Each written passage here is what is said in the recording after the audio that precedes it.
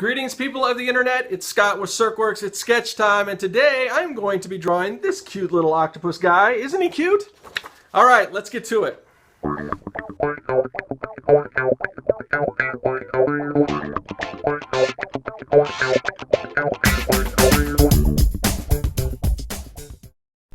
All right, here we go with another sketch time video, and today I'm doing a little character.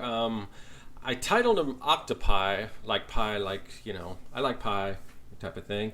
I don't know, it's very possible that that name is taken by another creature or something. I didn't really Google it afterwards, but I don't know, kind of cute and went with him. He's a little octopus character with a little kind of a plushy squid hat.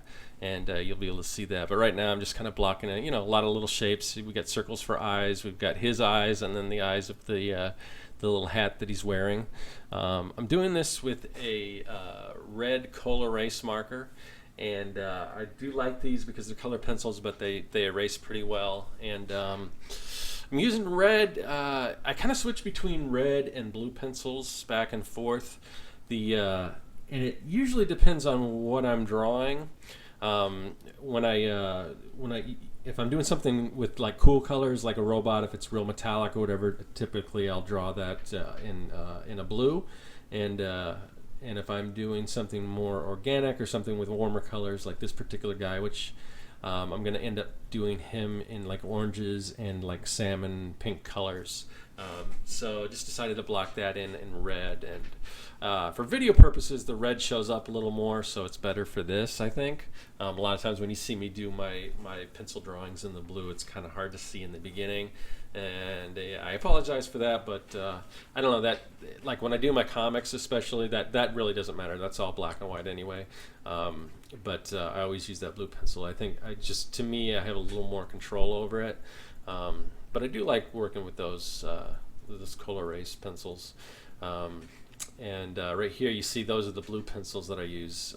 So I don't use the coal erase blue because I don't know, I just don't like them. I got a whole box of them and I haven't really used them. I might just give them another chance because like this box is sitting here, and this is the orange color that I'm going to use. I'm going to start with some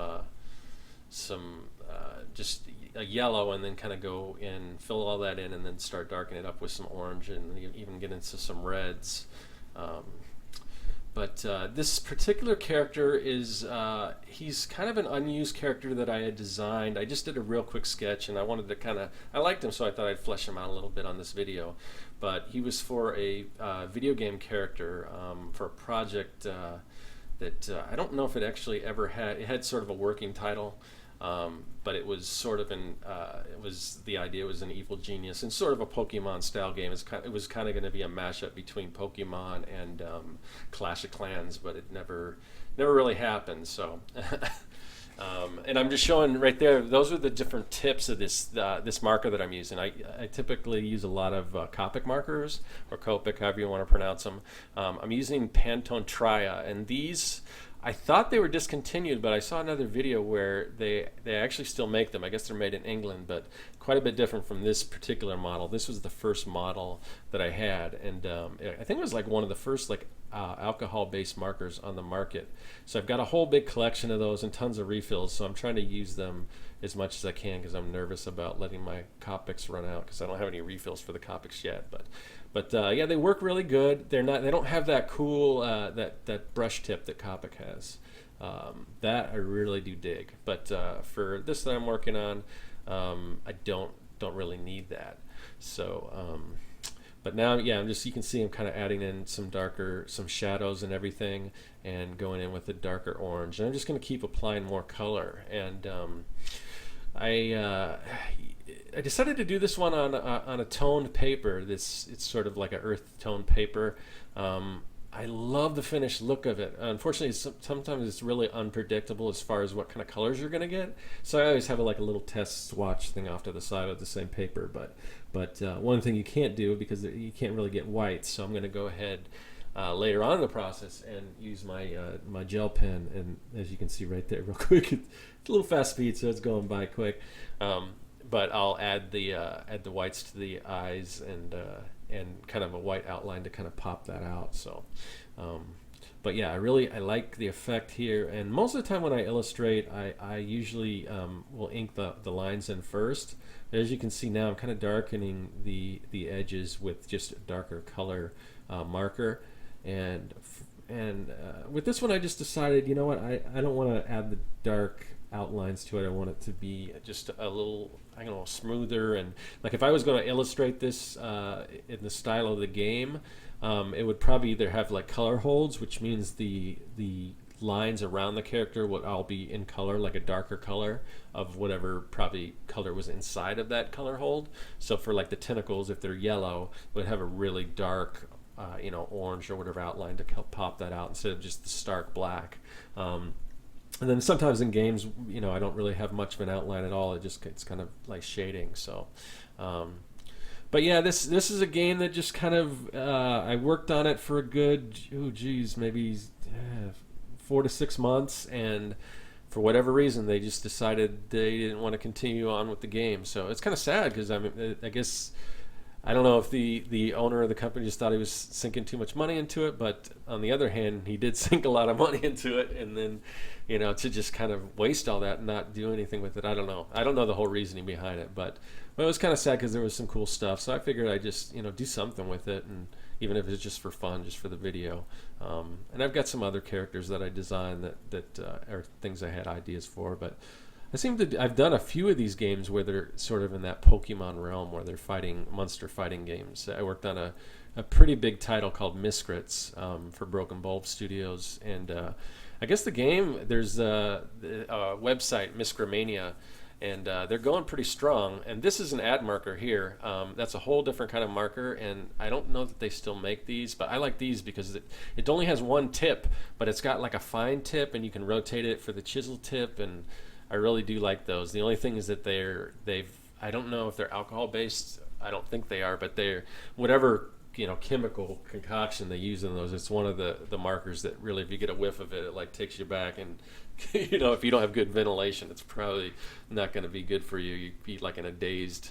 Which used to be the case when the first job I ever got was doing marker rendering, and we were using the Design 2 markers, which I don't know, some of your old schoolers might know those, but those were really like foul smelling, and we'd have to open some windows because it was just it was not not good, and that's probably why everyone's kind of switched to the alcohol based markers, because they don't really have that real chemically scent to them that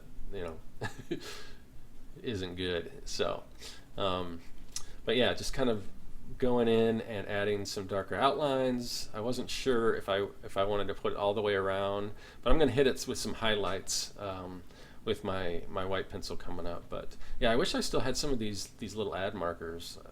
I've only got 2 of them right now. They don't have refills or anything, so when they run out, they run out. And but I kind of like the way they work. But it's good to have a good mix. I started off with the original Pantone markers, and they're so ancient, and I may have thrown them out, even though some of them still might be good. And even when they start to run dry, you can kind of see me testing out on the swatch palette there. But when some of them start to run dry, you can get kind of a cool effect with it, just the dry, kind of almost like a dry brush, but with the marker. So as a contrast to all the orange and pinks and things, I thought give him some bright blue eyes, and then hopefully when I add the white, it'll help pop that out even more. But yeah, I'm having super fun with this guy. Might want to do some more of these like cute little character drawings, and so you might see more of this stuff in the future. And let me know what you think. I'm trying to just offer a few other things other than just my typical, because I do a lot of pen and ink drawing. I mean and then sometimes I'll go in and color with the Copics, but I really want to try to switch up some of the mediums and things that I'm using. Probably in the beginning still stick to mostly marker, but who knows? We'll see. We'll see. I guess it's hard when I'm drawing sometimes keeping everything in the camera, because the way my camera setup is, it's a little bit higher. It's just above my eyesight, so I have to kind of prop my head up to see. So as you can see now, the whole drawing isn't really in camera, but hopefully I'll move it back into frame and you'll be able to see a little closer. But just popping in those little, fake eyes to his squid hat. And there is my pen, which what is the name of that pen? It's a Uniball Sino, and it's just like a gel. I think there's another brand called Jelly Roll or whatever, but it's just like a gel pen, and they work pretty well. And you can see that really pop those eyes off, especially against the that kind of earth tone background. But this is probably overkill for this kind of pen. It would probably be better just to do it. Maybe use some like some white gouache or something like that, because these pens can go dry pretty quick. They're more for outlining, and if I get it in the camera, you can see. Now I just popped in those colors. To me, those look a little bright. Those whites, especially for that cap, because the cap's not really like a glossy cap. The octopus himself, I want a little bit glossy because he's shiny and shimmery, but the cap's supposed to be kind of fuzzy, so I wasn't sure if I should have done that. But what I'm going to do is I'm going to go over those white lines with a here you can see me just popping in the background, but I'm going to go over those white lines with the colored marker, and hopefully that'll tone that down to a brighter shade of, say, the pink on the hat or the orange in the on the actual octopus character. So I do like to kind of go over the whole illustration, something like this, with just that white, because it really just pops it right off the page. And here you can see where I'm kind of going over, like I said, give it sort of like a salmon color, just so it won't be too bright in contrast with that, or in comparison with the white that's surrounding them. So I'm gonna get the yellow and do the same thing, fill all that in. And yeah, we're getting close to the end. This guy's going to be almost done. So be sure to subscribe if you want to see more of these kind of drawings. Let me know what you think. If you want to see more of these cute little animal drawings or any other kind of characters or whatever you might want to see, just write in those comment section and let me know what you think. I'm going to have some other videos here at the end of this video you can click on and check out. I've got my me inking the page 1 of my comic, and then another series I do called Pro versus Con, which is basically tips for conventions and things like that. So as you can see, those links are popping up, so if you want to click on those, you can check those out, or just check me later. And thanks for liking, thanks for following, thanks for commenting, and I'm gonna just leave it at that, and yeah, say that is all.